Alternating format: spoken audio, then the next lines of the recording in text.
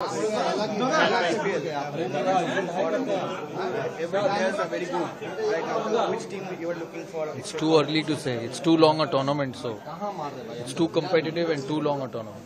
দাদা কালকে কেকেআরে মিষ্টি স্পিনার বলে সুনীল নারায়ণ আছে, বরুণ চক্রবর্তী, তো সেটা কি বিরাট কোহলির ক্ষেত্রে একটু প্রেসার হতে পারে কি মনে হয়? দেখো না, খেলা হবে তো। বিরাট কোহলি এদের বহুদিন খেলেছে, দেখো না কি। মোরাজা 50 ওভার ক্রিকেটে বরুণ চক্রবর্তীর পারফরমেন্স আমরা সম্প্রতি দেখেছি, কিন্তু এটা একদম অন্য ফরম্যাট 20 ওভার ক্রিকেট, সেখানে বিরাট কোহলি, ফিল সল্টের মতো প্লেয়ার রয়েছে।